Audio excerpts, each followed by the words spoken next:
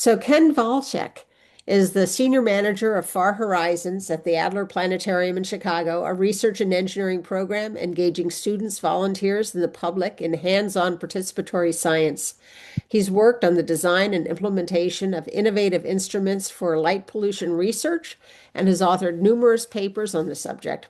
He helped lead the successful international designation of the world's largest urban night sky place, the Palos Preserves southwest of Chicago. He owned a lighting and furniture design company as a trained photographer and avid public policy advocate, as well as an experienced science and astronomy communicator. He's a board member of DarkSky International, co-founder of the DarkSky Chicago chapter, and an associate member of the Illuminating Engineering Society. We really appreciate you coming back again this year to talk with us. We've been working on it, so thank you so much for coming. As Leslie mentioned, a board member of DarkSky International. I've been doing light pollution research for about over 10 years now, and sort of got interested in it because I was fascinated by the night sky when I was a kid. And I grew up just outside of Chicago, in Northwest Indiana. And I remember taking my telescope out to the backyard and seeing wonderful things in the sky. And sort of, well, as time goes by, things have changed. And I'm hoping that, with this conversation with all you as well, maybe we can start putting a little weight on returning to maybe a place where the nighttime is truly appreciated and respected and protected environment. So I do want to start out by saying, I realize these days there are a lot of important issues on everybody's minds that consume our attention and all. So why should the nighttime environment be one of them? So I'm going to make a case a little bit here. I mean, that, it impacts our health, its safety, quality of life, the well-being of ecosystems and the climate, as well as nearly every living thing around us. So here's the thing about, something to work toward is that, a lot of times we don't even know what to do or where to start or all that. But in this case, we already know the solution, and, we also have the technology. And surprisingly enough, the solutions are actually more affordable than the status quo. So what is the value we're missing if we don't have the same nights that we used to? Okay, so let me make the case. The Earth is actually a really dynamic place. You think about it, like weather changes by the hour. Climate can change, over the millennium, or well, lately, even less time. And then it takes millions of years for life forms and landforms to evolve and change. But I can tell you there's one thing that hasn't changed on Earth for billions of years, and that is that day follows night. It's always been that way. It's more constant than the oceans, than the mountains, than even the continents. It's more foundational even than life itself. So you might recognize this iconic photo. This was actually a series of images taken by the Apollo astronauts on Apollo 13 as they were leaving the Earth on the kind of fateful mission. And it's one of my favorite depictions of the Earth, because if you actually Google Earth at night or something like that, images, you'll get what looks like a nighttime image of the Earth, and it's actually fake. It's sort of like not really a true image of the Earth. It's sort of put together by satellite images and things like that. But this is actually a little bit more of a fair and real representation of the Earth. It's and I want you to. We almost always focus on that illuminated side of the Earth, and not just in images, but it's also in the way we think about the world. So if we only explored the light, we'd actually miss everything that's happening in the dark. And that's actually reflected in our knowledge. So let me give you a few examples. You probably know of rods and cones in our eyes. Those are two light sensors that see color, and then the rods see and much more sensitive, and they're used more at night. It's been known since the 1850s, those rods and cones. But there's actually a third light sensor in our eyes. That light sensor It's not necessarily a visual sensor. It actually cues our body to know when it's night. Um, and so all this time, we've actually had three light sensors in our eyes, but it wasn't discovered until 2007. So that recent that we realized that our eyes do more than just see with rods and cones. Um, you're seeing this image. This is, I think, 1970, 1971, I think, or 72. I can't remember when Apollo. Oh, no, I'm sorry. 1970, right? Um, and this is not the first image of the Earth from above. In fact, the first image of Earth from space was in 1959, an Explorer mission that was followed up by the following year. Within a year, actually, we had daytime images of the Earth during the day that ushered in the modern science of really weather forecasting and weather prediction. So, when was the first regular observations of Earth at night available? So, I think, let's see, 1960, we were looking at it for all the day. It was actually 2012. So scientists actually discovered circadian rhythms, which drive so many biological processes in us and just about every living thing, that we actually have circadian rhythms encoded into every living thing. And the Nobel Prize for this discovery was actually awarded in 2017. This is what happens when you only explore in the day. The things that happen at night become sort of a mystery until we actually respect the night. One more interesting example is that 70% of all mammal species are actually nocturnal. We're not one of those, by the way. We're a diurnal, a daytime species. And insects, pollinators, an important part of our ecosystem. They're 31% more active at night and abundant at night than in the day. So research literally 2 years ago, 2023, found that only 10% of ecological studies done were performed at night. Think about how much we're missing. So we think about what looking at the sky, looking at our world above, in a sense, and our environment really reveals. So in the day, what do we see in the sky? Obviously the sun, maybe some clouds, a blue sky, even maybe a wispy image of the moon hovering there. But what about at night? At night, we see countless fields of stars. We see the velveteen blackness of the interstellar space. See maybe the luminescent river of the Milky Way, familiar constellations that cycle through every year like clockwork. There's meteor showers and auroras and comets and zodiacal lights and planets and our moon evolving through its phases. Except for those last two, most people on Earth cannot experience any of this. I don't mean to throw shade on the night, pardon the pun, but darkness just reveals so much more so often if we just give it a chance. Recently, just a few months ago, I actually was camping in Daniel Boone National Forest and in Kentucky. It's like far eastern Kentucky, and took this image looking up through the trees from my campsite. And I want you to do something. I want you to close your eyes. Close your eyes and trust me here. What I'm going to do is I'm going to play the sounds of nature that I took during the day, and just listen.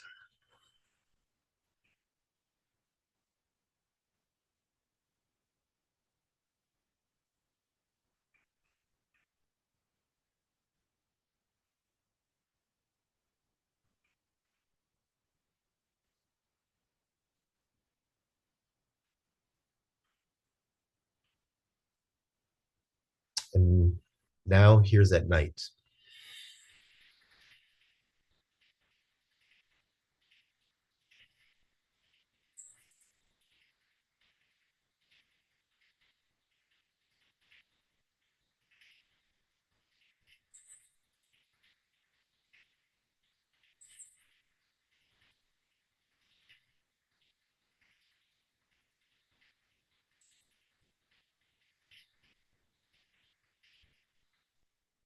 Okay, you can open your eyes if you haven't already. um, the Earth actually supports two super biomes. What I mean by that is they're overlapping biomes. They overlap completely. Often they do not interact directly, but they're both inexorably linked to each other and dependent on each other's existence. There's a daytime ecosystem and a nighttime ecosystem. They're very different, and they're very both critical to our planet. Um, it was actually about 2.5 billion years ago that cyanobacteria, which is really the first branch in all complex life, most of complex life on Earth.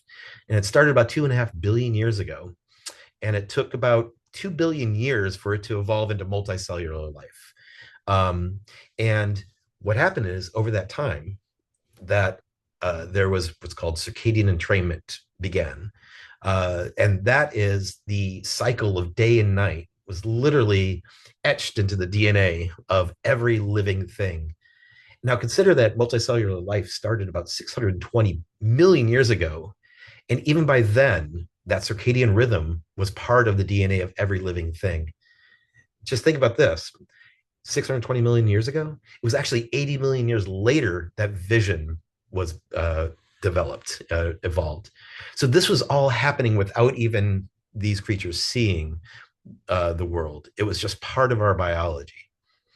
It's a fundamental part of everything that is us and all the living things around us. Now, I'm going to play you a video here. It's actually what we're going to be doing is looking down at, at Earth. This is the International Space Station. It's traveling from the Southern Pacific toward North America.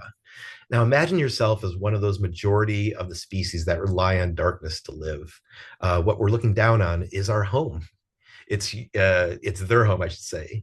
It's their sanctuary. It's the livelihood. It's the only world that they live in. From pollinators to foragers to recyclers and hunters, and it's the foundation of the food chain. All those living things.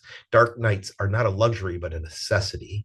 It's the only world that they can exist in. And darkness is more familiar to this planet than our planet is to us. As I said, it's been longer since life on Earth that there's been the system. Now, here we come. We're crossing right south of into Mexico, and you see the bright lights of the Permian Basin in Texas and Houston, and you can see the Gulf Coast on the right there. It's a very different environment than we were flying over before, right? Here's the Plain States in the Midwest, and oh, there we are. You can wave. There's us along Lake Michigan. You can see where we stop having lights, it's a whole different world. And where we start having lights, it's a very, very different world as well. So, although light is so ethereal, it exerts such a force on our very existence. It's vital to our health. But so is the dark. The dark is just as ethereal, but just as vital. We literally require a daily dose of darkness for our well-being. Like I said, our circadian rhythms are based on a light and dark cycle. There's nothing else that actually induces that same biological systems in us. And our eyes are built for light. You know, it takes a fraction of a second for our eyes to adjust from a dark area. If you step outside of a movie theater and then there's the bright daylight, but it takes 15 minutes at least for our eyes to adjust from a light to darkness. So even just a single bright light can erase your night vision, and then it'll have to require another 15 minutes of darkness to be restored. So that's what we have been built on. And as also a creature entrained to a dark night cycle, like I said, we're diurnal. So of course our eyes will need to react to brightness. But in the dark, we can see. We actually can see very well. It's not the absence of seeing, it's just a different level of vision. And in an environment like we live in the Chicago area, it never gets dark enough that our rods, our night vision is fully activated. You need that 15 minutes of darkness to actually see as well as you actually can. But we're usually just too impatient, or we don't have the environment to see it. So let's consider the world we've made at night. Um, I like to think of it as a way of like a comparison to imagine if it's winter out now. We've had some chilly nights, and imagine if you kept your windows open all night long. Um, of course you wouldn't, right? It'd be a waste of energy. It defeats the goal of warming your house. So why is it that we spend so much energy and emission in the sense of light every night in so many places? Why do we leave the lights on all night long, spilling into neighbors' homes, disrupting nocturnal environments, even blotting out the stars? It wastes energy and it also defeats the goal. Well, what is the goal of all this light at night?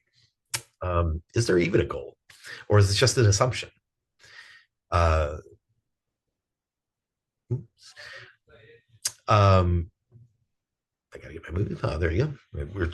I just came back from a conference in Ireland last month and took some pictures out the window, put them together into a little slideshow here, just to demonstrate something that I want to express that's really important, because I always find darkness is very, very peaceful.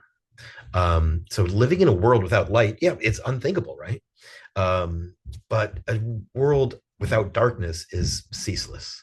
It's actually kind of like peaceless. It has no peace. So we have engineered a 24/7 existence without reflecting on the ramifications. We've made the night and the day so we can live more, but instead we should be living better. And that's what we can do if we actually just think about how we apply and how we use light at night.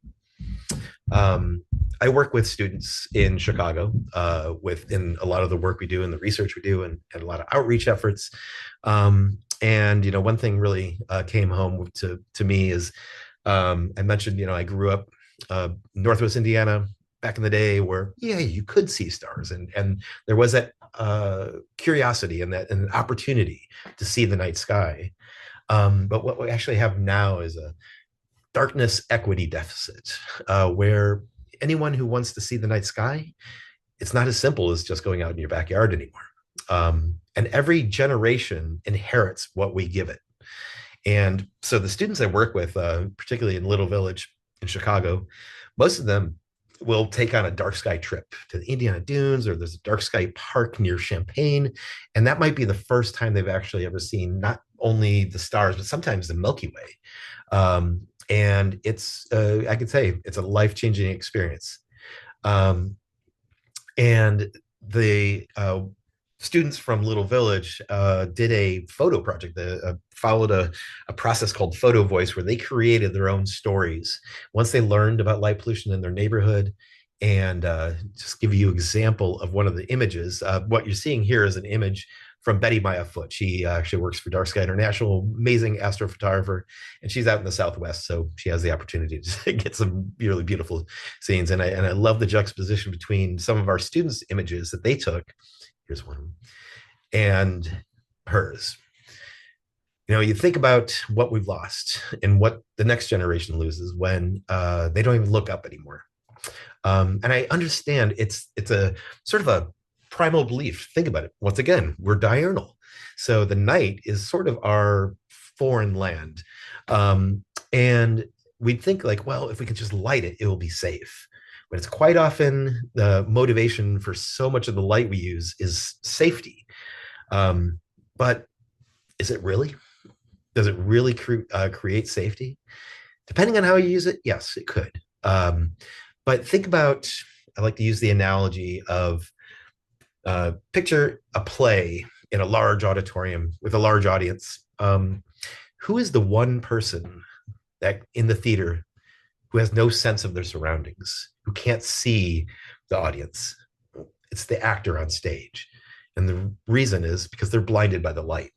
It's the reason for them being in focus in the light. So if you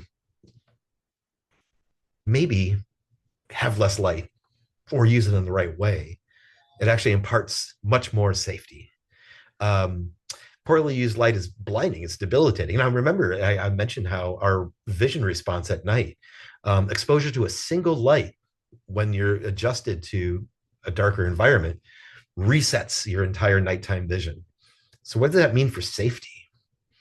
Um, there's a recent study that quantified something that at least half of you probably already know, which is women navigate at night far different than men. Um, so this study took scenarios where they had different lighting at night, and they had women and men both visually look at the images and in the place, I should say, and find out where their eyes went. So the study shows that the female responses to an area with light, especially in this case, like in their eye, in the direct line of vision, women look to the darkness. And then men just focused on the path.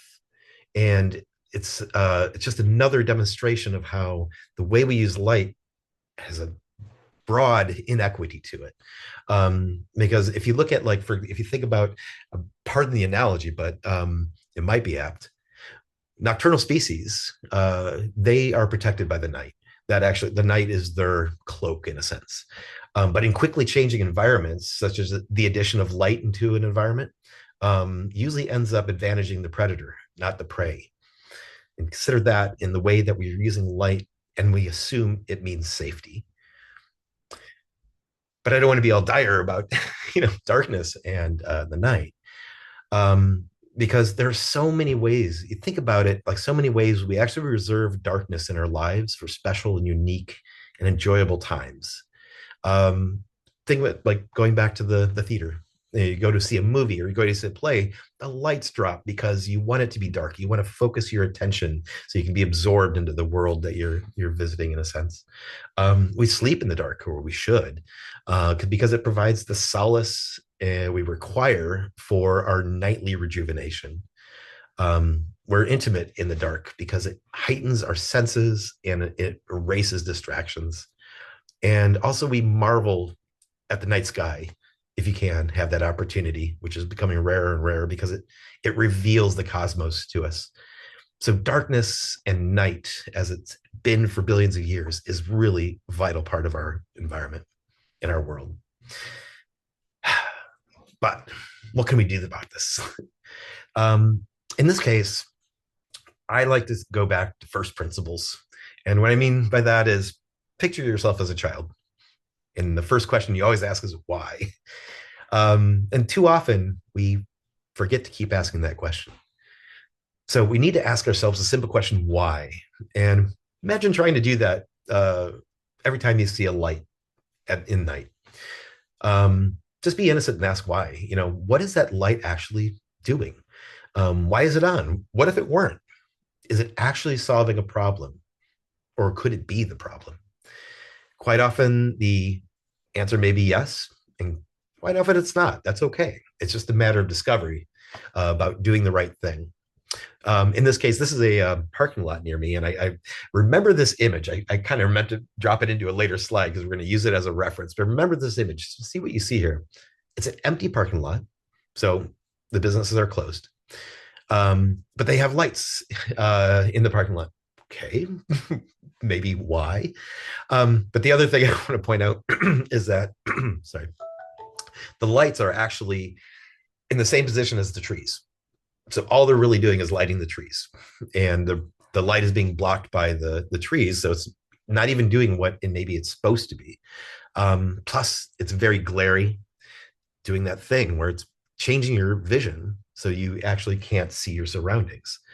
Also, the light is quite blue. It's a kind of a high color temperature light.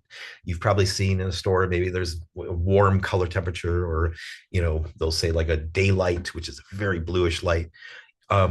That sensor in our eye, that third sensor that tells our body when it's night and when to do nighttime biological processes, is very sensitive to blue. So with all those in mind, there's some simple guidance we can start to follow. A few years ago, the IES, the Illuminating Engineering Society, and DarkSky International worked together. So these are lighting engineers and DarkSky advocates working together to say, if we gave some guidance, how could we make this as simple as possible and as effective as possible? So we came up with the 5 principles of responsible outdoor lighting. I'll do have a QR code for this in the later, so you don't have to remember everything here.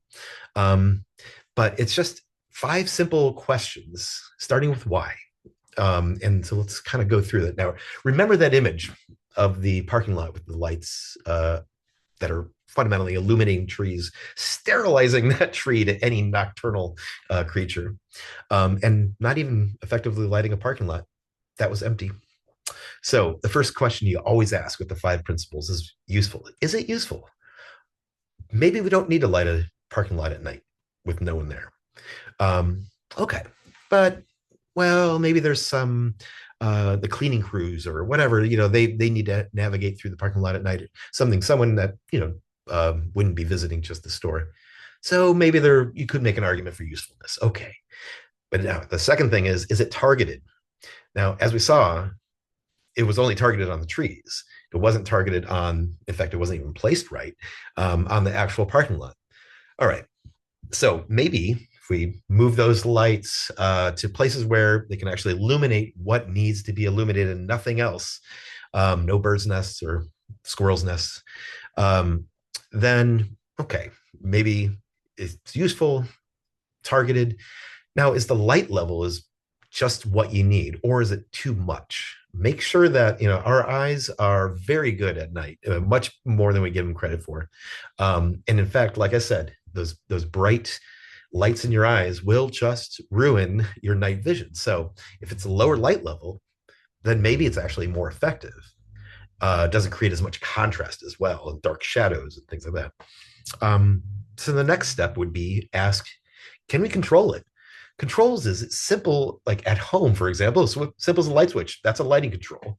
But then you can get more fancy, like motion sensors, timers, light sensors, where it actually only comes on when it gets dark enough. Things like that. There are so many modern controls that actually can improve not only the energy efficiency, but also the effectiveness of the light. And then the fifth question you ask is this a warm color temperature light?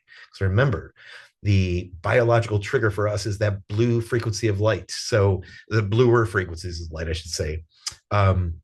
So make sure that the light you're using is as warm as possible. If anybody remembers the old high pressure sodium lights in Chicago, you think like, well, they actually had a kind of a charming glow to them.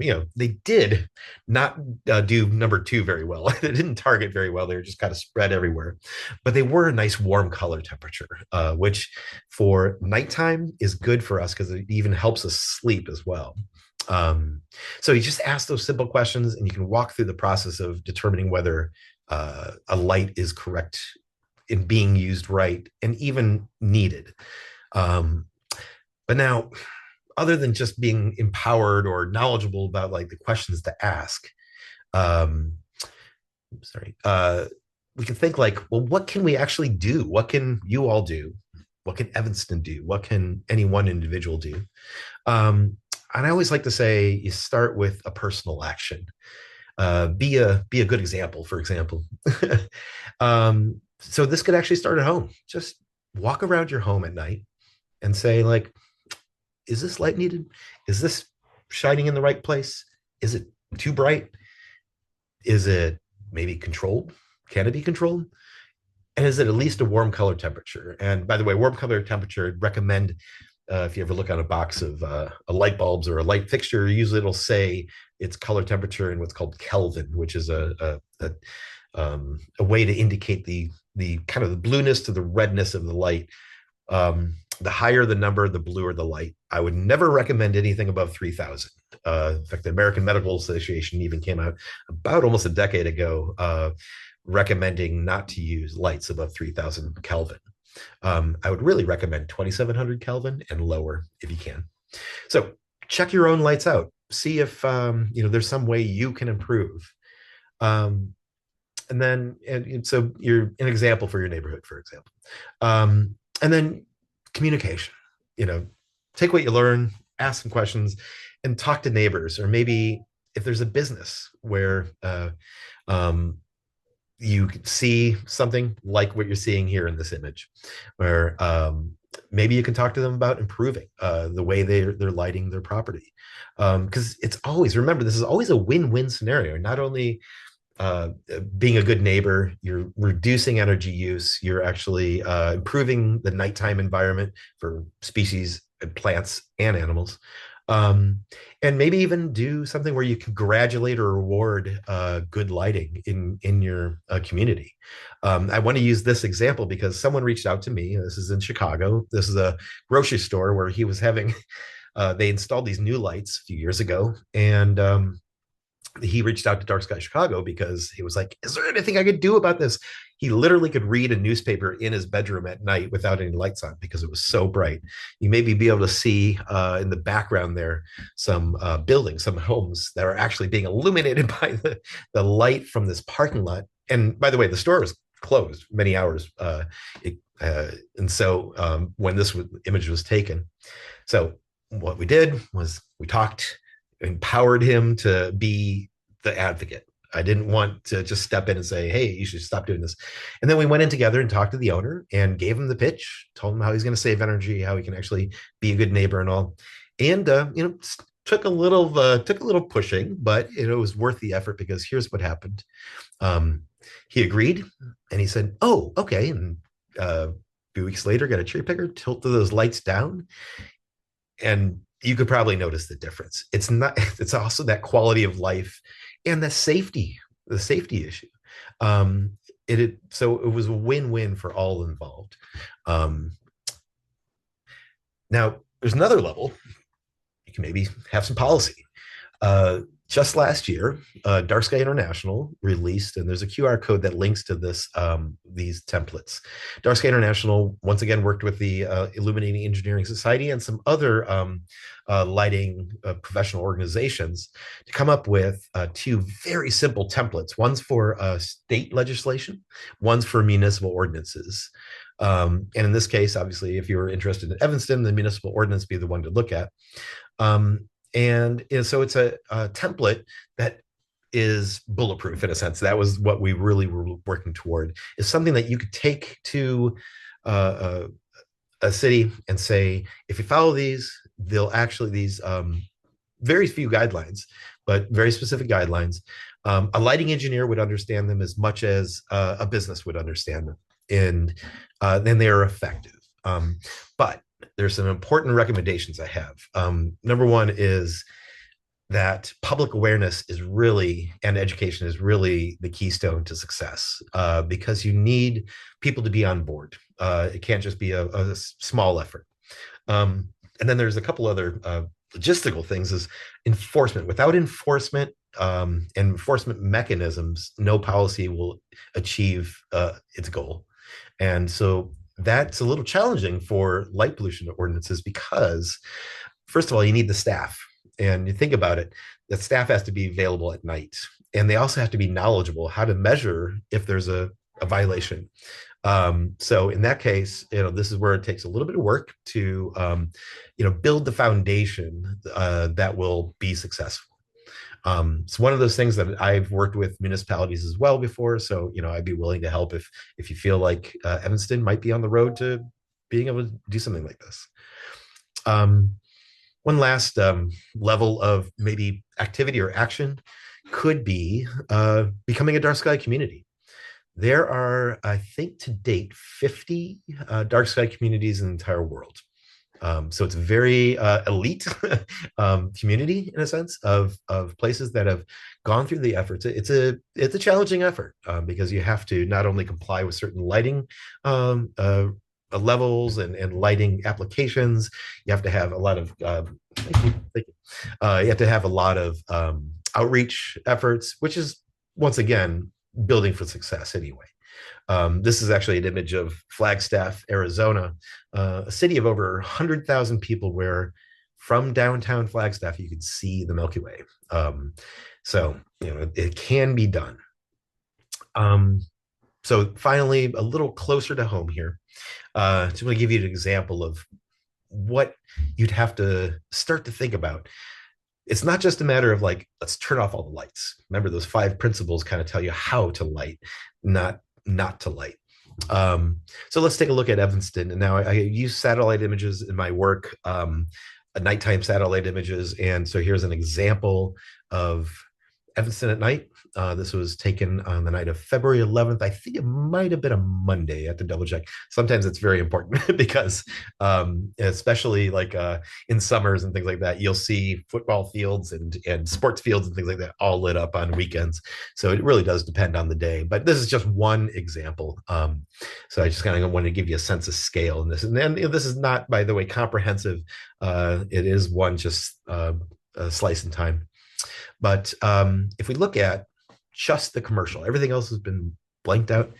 Um, Commercial properties in Evanston account for about 19% of all the light.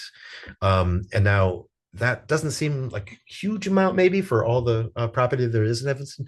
But according to its size, because there's not that much land in a sense used by commercial properties, it's by far the brightest. The brightest properties are all commercial, or not all commercials. On average, commercial properties in Evanston are the highest emitters of light.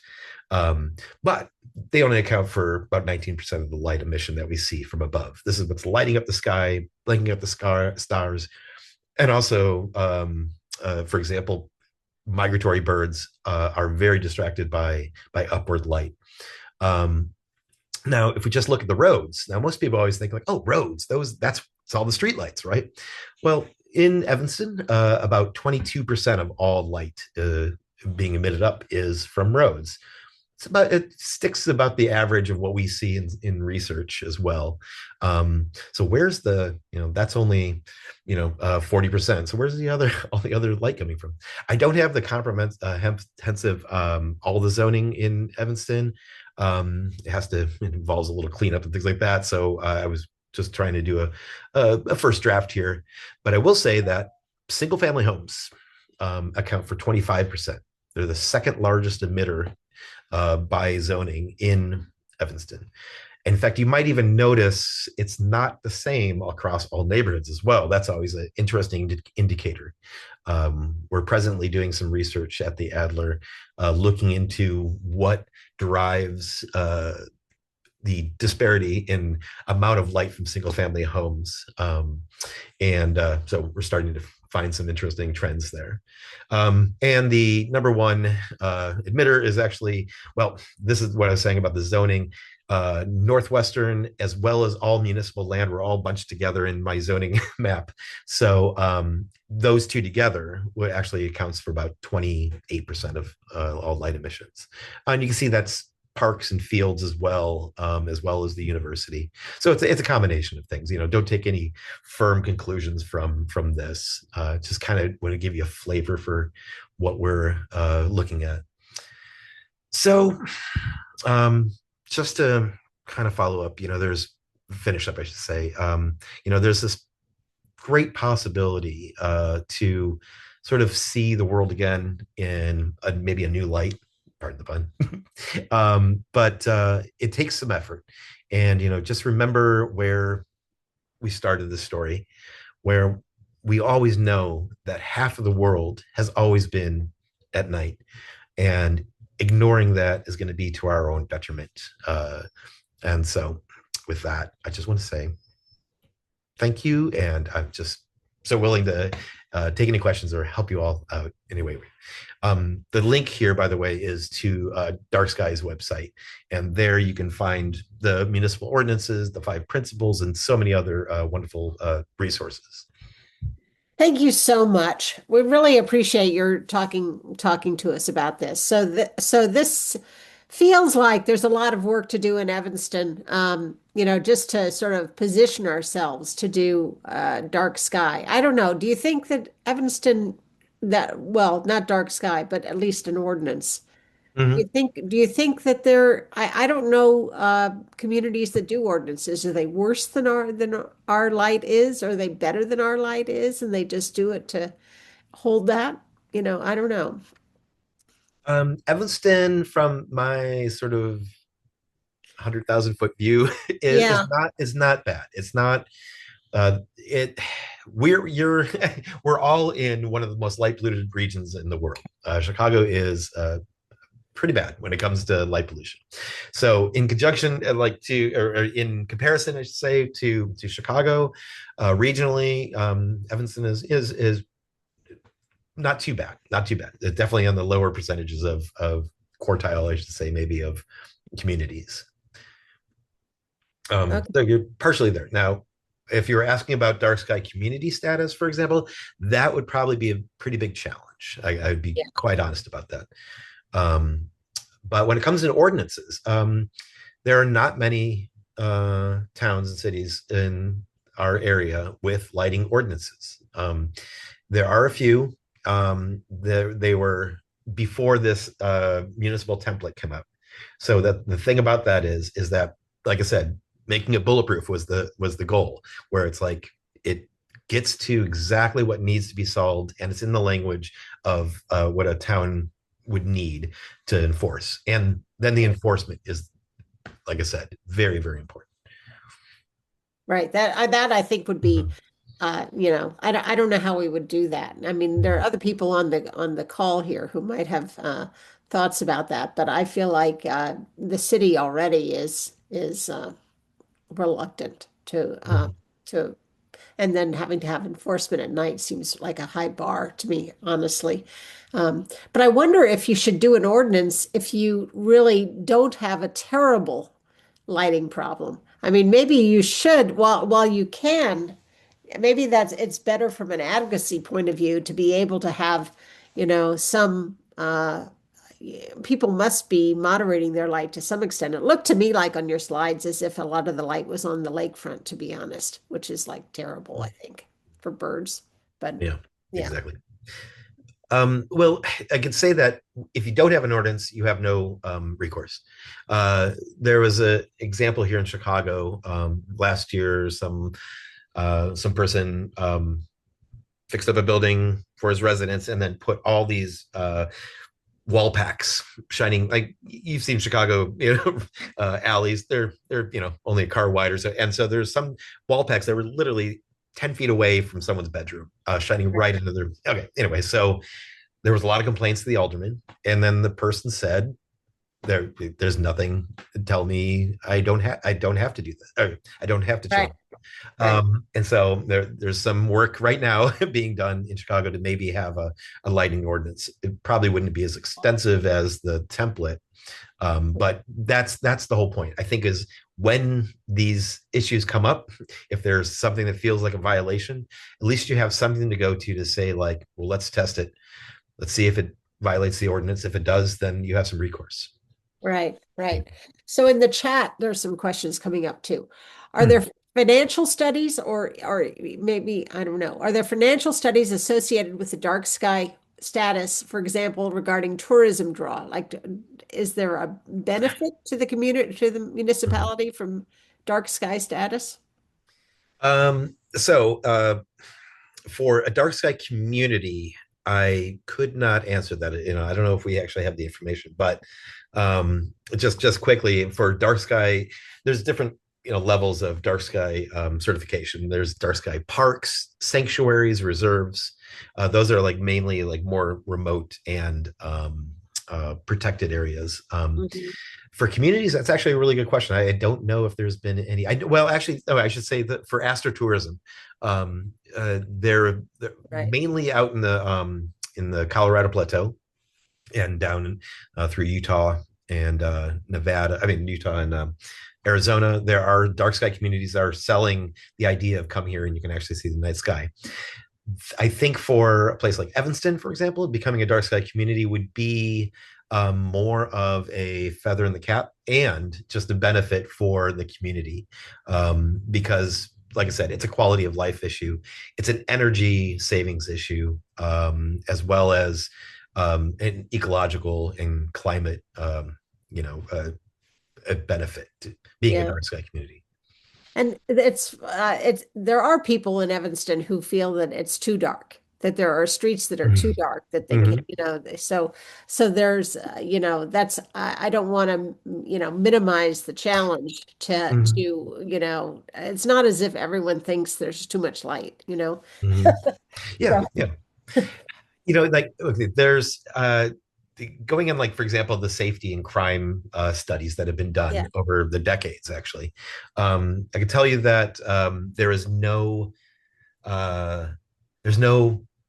actual answer whether more light makes it safer. But because studies are, first of all, it's all in the noise. There's very little actual correlation, and so no one could say, "Hey, if we put brighter lights out, it's going to be safer."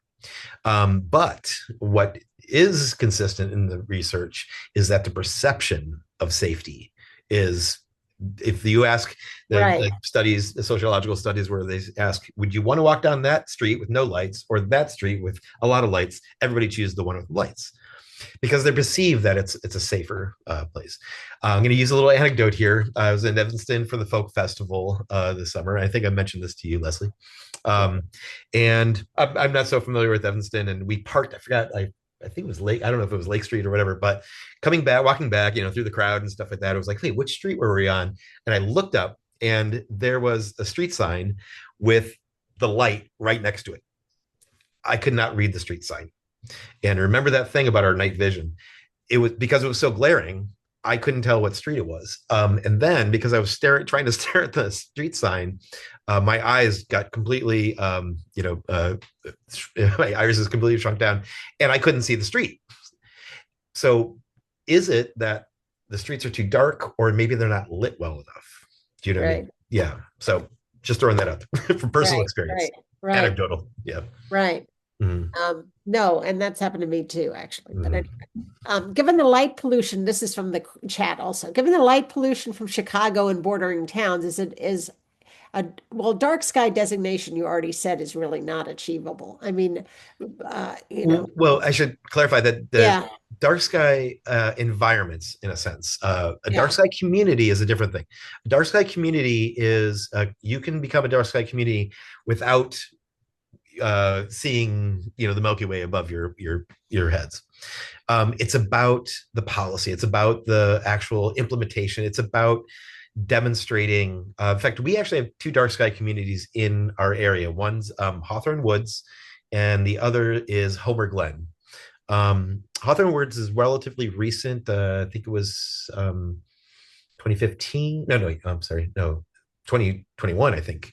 And Homer Glen, surprisingly, was actually one of the first dark side communities. It's been around for about, I think, maybe they're the ones that have been around since 2015. But and so they are demonstrating that you can actually have. Oh, by the way, I mentioned Beverly Shores in Northwest Indiana as well, is a dark sky community.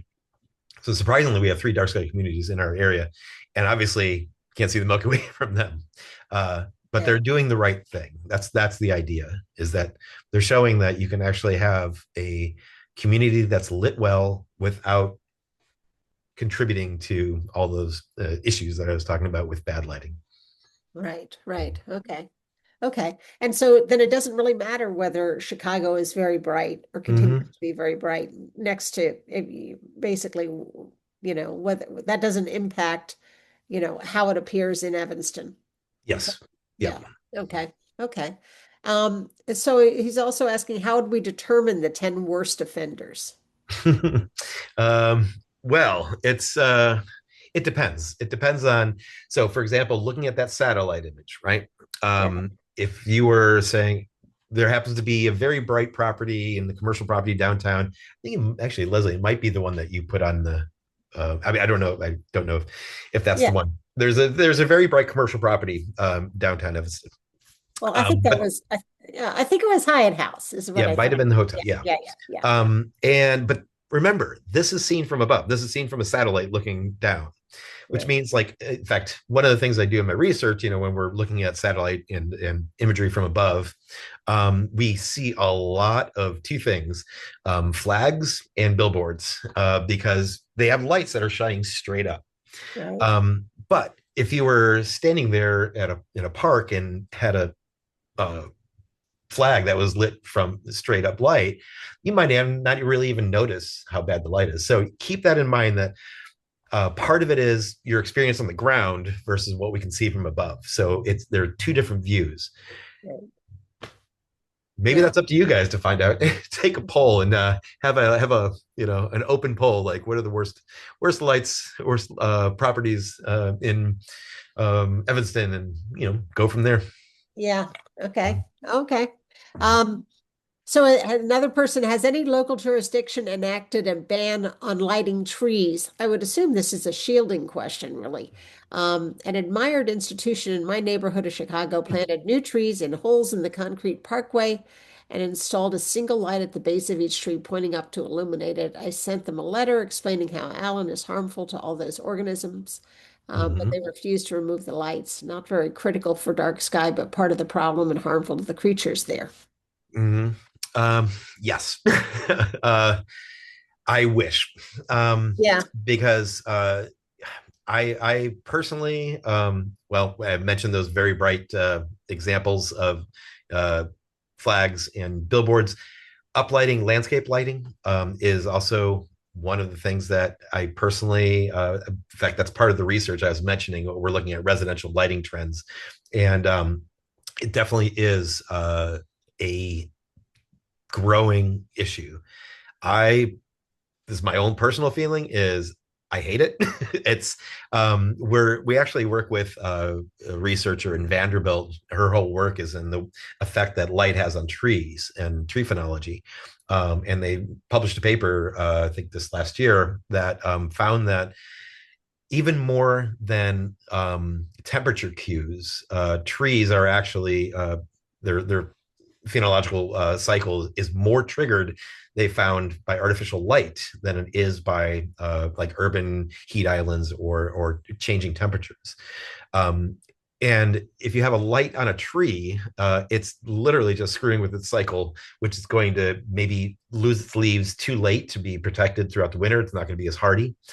Plus, you think about it, what nocturnal species would use a tree as a home? Right.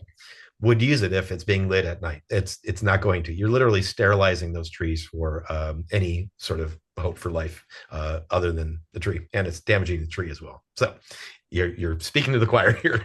Yeah, yeah, yeah. Mhm. Yeah, yeah, yeah. Well, another comment. I get ads for this person writing from home lighting companies showing beautiful, brightly lit landscapes and houses. Could a lighting ordinance stay ahead of these companies? Yep, if you have one. Yeah. And in fact, in the template, by the way, Leslie, I can actually, you kind of have to sign up to access it. I can send you a copy of it if you want, maybe to distribute. No, I do have the Oh, template. you do have the Oh, I template. do. Okay, I've great, great. shared the template. Yes, for Okay, sure. good, For great. sure. You know Um, what? I think you have a workaround on your website on that. If you're trying to get people to sign up, I didn't. Good, good. Sorry. um, so yeah, in fact, you'll see that there are limits on landscape lighting like that as well in it. Um, and you could always add whatever you need that is reasonable. If you wanted a ban for up tree lighting or whatever in Evanston, go for it. Yeah, I'd be all for that. Okay. Okay. Mhm. I mean, I don't, Evanston prefers to follow along what other people have done. Mhm. Generally. Mhm. So maybe.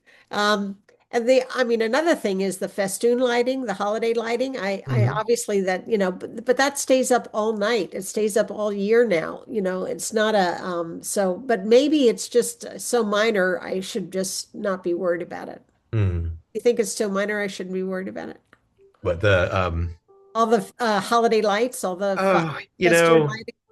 I think if it's reasonable, it's like I don't know. I know there's obviously some that are kind of insane, but um,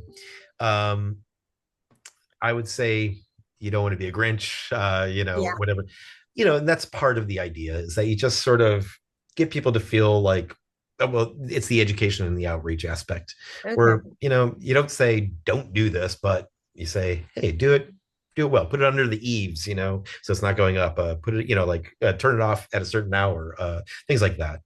Yeah. Yeah. Oh, somebody is asking also about the lights out initiatives in Chicago and and if the city has successfully participated in this. Holly, I'm glad you asked. That was actually one of the research projects we just presented at an international conference. Because from the rooftop of the Adler, we have a beautiful view of the skyline. And what we've done is over about a year and a half, we've done nightly observations all throughout the night to try to see if there's compliance to the Lights Out campaign. And our answer is no. Yeah. Remember, the Lights Out campaign in Chicago is voluntary. It's just recommended by the city. There's no like enforcement in a sense. Unfortunately, I think that's one of those things where the word has to get out, because there's appears to be no compliance in a sense, or no effect, I should say. hmm Yeah. hmm So, no, last question, I think. Who can Mhm. measure the commercial brightness for Evanston? Is that what we need? We need somebody to actually measure You well, would need, actually, this whole yeah. thing is confusing to me to figure Mhm. out, what a lumen, how to explain to Mhm. somebody what light is reasonable and what light is unreasonable, you Mhm. know. Well, one of the easiest ways to do it is you can get a commercial lux meter for a little over $100, and I could send you like a model that I use all the time and recommend because they're calibrated and they're trusted. It's not just like the first thing you'd find on Amazon. They're actually reasonable instruments, and they're not too expensive. And what the easiest way to do this, and this is what most of the ordinances or any other guidance would give you, is hey, go nuts, have however much light you want on your property. But as soon as you hit your property line, if there's a limit, that's, in a sense, that's going to stop them from, overlighting their house, for example, or a commercial building or something. So if you, for example, if you had a 10 or like, let's say a 1 lux limit at a property line, if that was your law in Uh-huh. then you can just take a lux meter, you put it at the property line and say, well, I'm getting 15 lux, you're in violation, that kind of thing. So Okay. that's, yeah, there are, when you're talking about the lumens of the output of the light, if it's all shining straight down on a porch or something like that, you could be overlit, but it's not going to be really affecting other people. Okay. Yeah. So, So when you're describing the template ordinance, mhm. what are you, how do you describe the difference that it would make in lighting? I just am, how do you advocate for this to sort of say, it really maybe what you do is what you said at the beginning, which was, it just is a way to enforce against the worst offenders. Mhm. Yeah, I think That, that's where you have to start, really. mhm. Yeah. Our Thank you DarkSky so Chicago much. meeting. So yes, and No, if really anybody appreciate your wants help. any more information, yeah, definitely through Leslie or whatever, get a hold of us. And DarkSky Chicago, you can ping us over there too. So thank you all. Thank you very, very much. Okay, Thank you. thanks. Good luck. Bye. Good Yep. night.